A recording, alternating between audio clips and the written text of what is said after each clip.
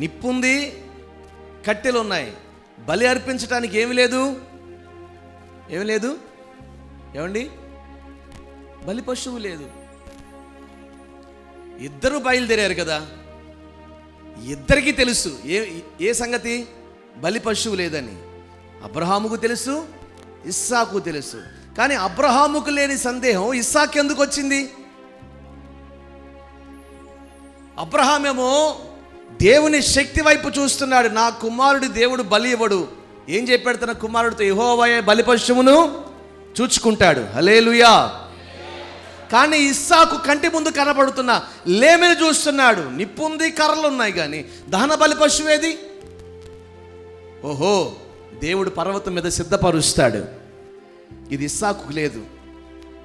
ఈరోజు విశ్వాసయాత్రలో ఎదిగిన వాడేమో దేవుని వైపు చూస్తున్నాడు ప్రతి విషయంలో, ఎదగని వాడేమో లోక సంబంధంగా చూసుకుంటున్నాడు. దేవుడిని అడిగా దేవుడు చూసుకుంటాడు కదా. ఏదైనా చూడలేడు ఆయన తెలుసా తెలీదా? ఆయన కాదంటే మనం ఏం చేయగలుగుతామా? మనం ఏమైనా అవుతుందా? మన రోగం విషయంలో, మన సమస్యల విషయంలో, మన ఆర్థిక ఇబ్బందుల విషయాల్లో, అదేదైనా కానీ దేవుని శక్తి వైపు చూడని వాడు కలవరపడతా ఉంటాడు. బలిపీఠం స్కూల్లో జాయిన్ చేసేసాం, ఫీజు ఏది కట్టడానికి? వ్యాపారం పెట్టేసాం, పెట్టుబడికి డబ్బు ఏది మాట్లాడరేంటండి? ఏది? అబ్రహాములాగా చెప్పగలిగినట్లయితే యెహోవాయే చూచుకుంటాడు. ఆమేన్. దేవుని శక్తిని ఎరిగినవాడు కాబట్టి చెప్తున్నాడు. ఈరోజు నువ్వేం చూడాలి తెలుసా? దేవుని శక్తిని చూడాలి. దైవ శక్తిని తక్కువగా అంచనా వేయొద్దు. ఎంత గొప్ప కార్యమైన క్రీస్తు చెయ్యగలడు.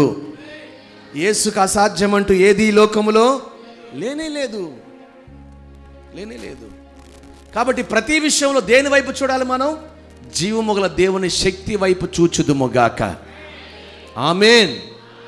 విశ్వాస యాత్రలో, ఆత్మీయ జీవితంలో దేవుడు చేసే కార్యాల వైపు, దేవుని ప్రజలకు ఆయన చేసిన కార్యాలు, ఆయన జరిగించే కార్యాల వైపు, ఆయన చేసే మేలుల వైపు మనము చూచుదుముగాక. దైవ శక్తి వైపే చూచి అడుగులు వేయుదుముగాక.